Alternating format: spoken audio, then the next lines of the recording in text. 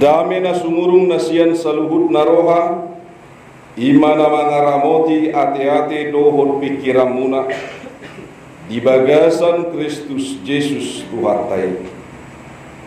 Amin. Damang dainang nahinaholongan di bagasan Tuhan Yesus Kristus, dina pataruhon, lahomacakon pasu-pasu wardoa sarebeon, anak dohot boru, sian tonga-tonga di keluarga ta, sian tonga-tonga di uriai. Hata di debata di edit mas yang Kolose bidutulu ayat 14. Laos songonoma dido. Alai di gijang ni saluhut nai imaha holongon ni rohai ai ido rahu-rahut ninasa hari paso sahalinari di jahau kami alai di gijang ni saluhut nai imaha holongon ni rohai ai ido rahu-rahut ninasa hari paso. Di bahasa Indonesia dido, dan di atas semuanya itu kenakanlah kasih sebagai pengikat yang mempersatukan dan menyempurnakan. Horas manihita saluna. Damang dainang nahina hulongan di bagasan Tuhan Yesus Kristus. Bohado tutu molo di tonga-tonga ni galup nasa keluarga. Sai mampuan hadirionna. Bohado tutu molo di tonga-tonga ni keluarga. Sai mangalului haurangan ni donganna. Laos bohado tutu di tonga-tonga ni keluarga. Molo sai merusaha doi bana patu pahon songo dia na pinikiran ni rohana. Damang daidang godang do binahen ni manang ido gabe bosir ganup nasar rumah tangga pe gabe mabuan hadirion nasabi laos hasit tonga pe di keluargai holan hasit tongan nasabi holong ido sasitong na ikon mangarahu galup nasa keluarga na pinasada di depan. Jala holongi utibos yang galup nasa uhum nasing. Kasih itu lebih tinggi nilainya daripada hukum apapun yang ada di dunia ini.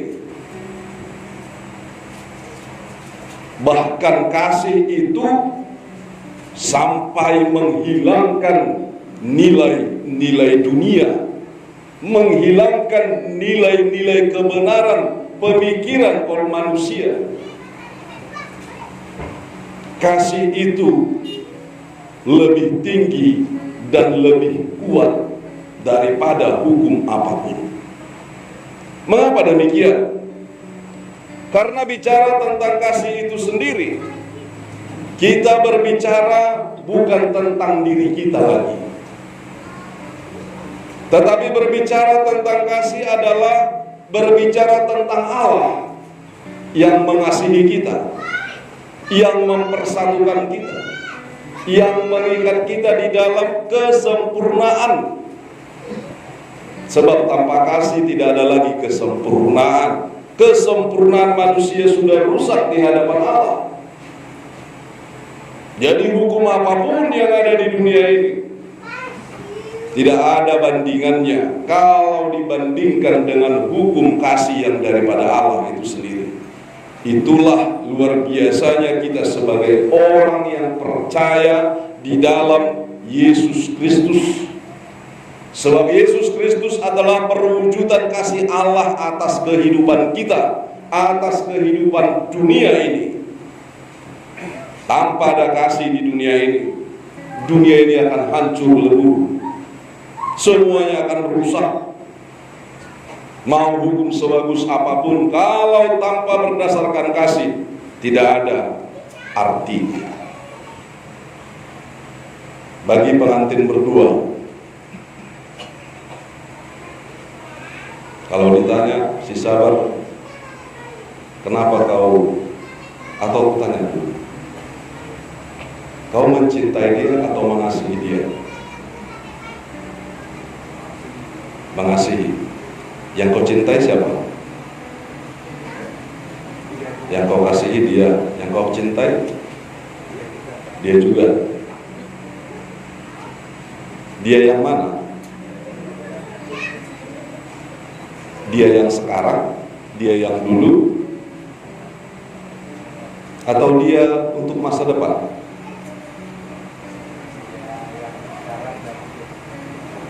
Untuk ke depan. Memangnya kau datang dari masa depan ke masa sekarang. Jadi sudah kau kasihi dia pada masa depan, lalu kau hidup pada masa sekarang. Kasih itu tidak melihat waktu. Kasih itu tidak memandang situasi kita, tidak memandang apa persoalan kita. Jadi jangan katakan aku mengasihimu sekarang, besok nggak tahu. Jadi kalau dikatakan mengasihi itu tidak melihat waktu, berarti apapun problema kita, apapun persoalan hidup kita, itu akan dikalahkan oleh kasih yang ada sama kita. Mau tidak mau, suka tidak suka. Iya, enggak. Memang kita harus suka. Enggak ada kata-kata suka tidak suka itu. Aku tidak suka, enggak. Mau enggak mau, seolah-olah itu terpaksa. Tapi kalau bicara tentang kasih, dia memang secara otomatis sudah melakukan itu. Dia melakukan itu tanpa kesadaran lagi pun. Bahkan dia tidak sadar pun dia mengasihi. Itulah kasih Allah. Sampai mati pun Yesus itu tetap kasih, bahkan itu bukti kasihnya. Jadi bukan persoalan karena sekarang masih muda, besok mulai tua, mulai pudar kasihnya, jangan. Lalu Lovia, kenapa? Mulai jam berapa bersalon dari malam? Kau korbankan jam istirahat tidurmu kan? Hanya demi si sabar. Iya. Mulai jam berapa? Jadi perasaan ngantuk sekarang? Enggak ya? Kenapa? Karena alisnya ditebalkan gitu. Gak bisa tutup mata lagi. Coba, hanya demi si sabar gitu. Enggak, demi siapa? Demi dirimu? Demi dirimu? Atau demi kasih yang ada padamu? Coba. Kau mengasihi dia karena dia mengasihimu kan? Enggak. Kau mengasihi dia karena dia baik samamu kan? Aku akan mengasihimu supaya kau mengasihiku. Enggak. Coba kalau bulan mengatakan, ya udahlah sabar, apa aku aja si sabar. Padahal gini-gini aja, jadi aku yang gak sabar gitu kan? Sinilah kau, katanya gimana kira-kira? Sabar juga ya, bagus. Nah jadi artinya kasih itu bukan dituntut dari orang. Ingat ya, kasih itu tidak perlu menuntut dari orang, tapi kasih itu adalah diri kita. Ya, kasih itu adalah diri kita. Jadi sejelek apapun nanti si Lovia, dia nanti hidup mau panjang umur kan? Artinya mau panjang umur sampai tua pun kalau bisa tetap santri gitu. Nggak bisa ya? Atau memaksakan lagi operasi plastik gitu kan? Enggak. Atau mau gimana pun ya itulah gitu ya. Artinya sampai bagaimanapun, sampai reot, renta begitu ya, atau berkeriput-keriput wajahnya, no problem. Kasih itu ada sama aku, bukan sama dia. Ingat, kasih itu ada pada dirimu, kasih itu ada pada dirimu. Engkau mengasihi dia karena kau mengasihi dia, bukan karena dia mengasihimu. Itu. Nah, artinya di dalam setiap apapun yang kalian jalankan nanti di tengah-tengah perjalanan keluarga itu, capai, gapai, dan terus tuju kesempurnaan. Ya, kesempurnaan. Tapi kesempurnaan itu yang diikatkan oleh kasih. Itu kesempurnaan. Tapi jangan katakan aku sudah sempurna, tidak. Tapi terus kejar kesempurnaan itu dengan hidup di dalam kasih yang dipersatukan dan diikat di dalam kasih. Makanya dikatakan kenakanlah kasih. Kasih itu seolah-olah memang tidak ada lagi sama kita manusia. Karena apa? Sudah berdosa. Jadi kasih itu seolah-olah seperti pakaian yang harus dikenakan. Rasul Paulus mengatakan kenakanlah kasih sebagai pengikat. Jadi diibaratkan tali. Tahu tali? Tali itu fungsinya untuk apa?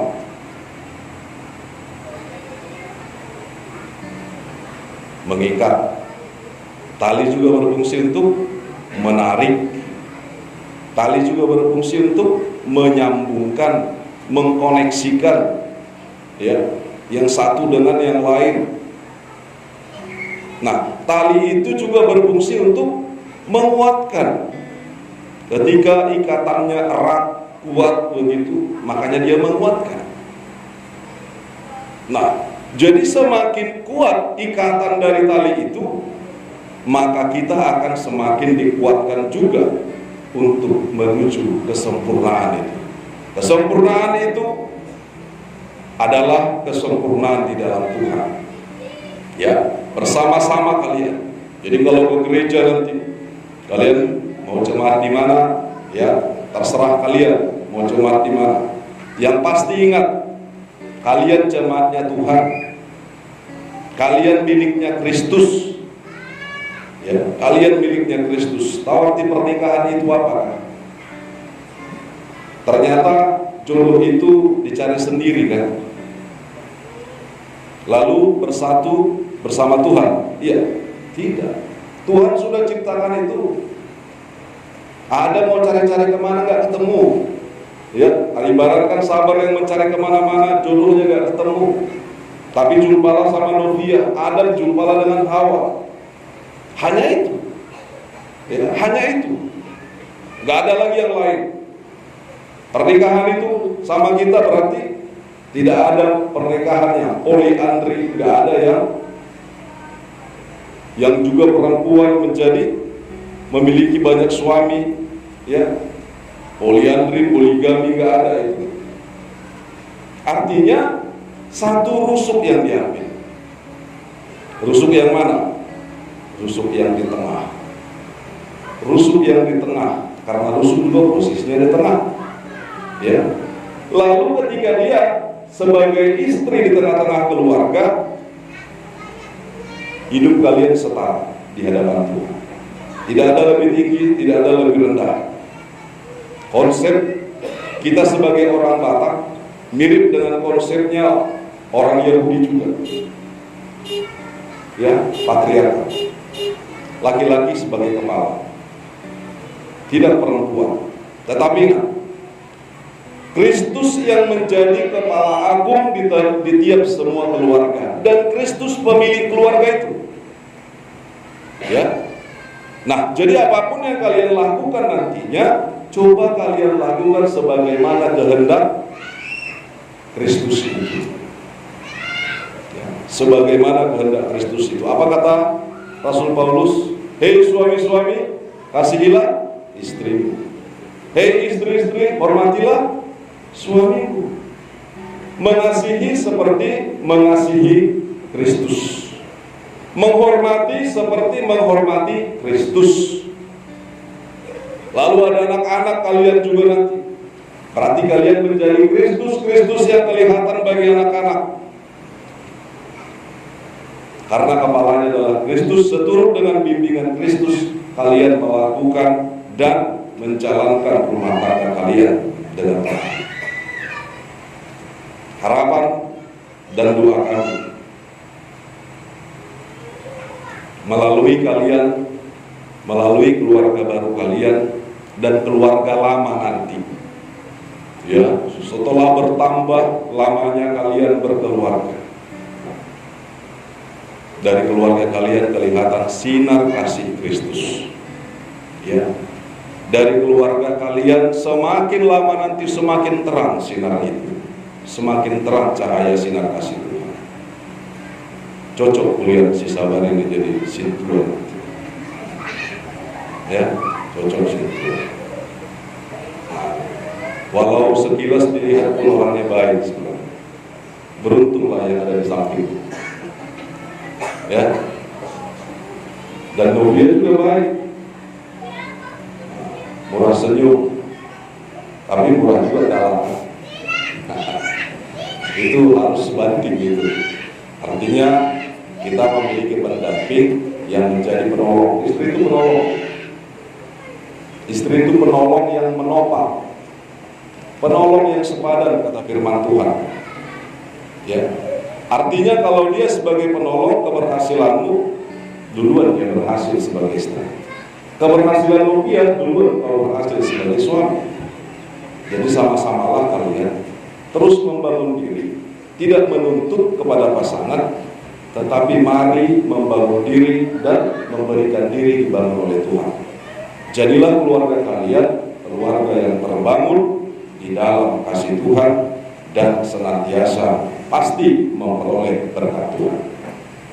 Tuhan memberkati, kita berdoa.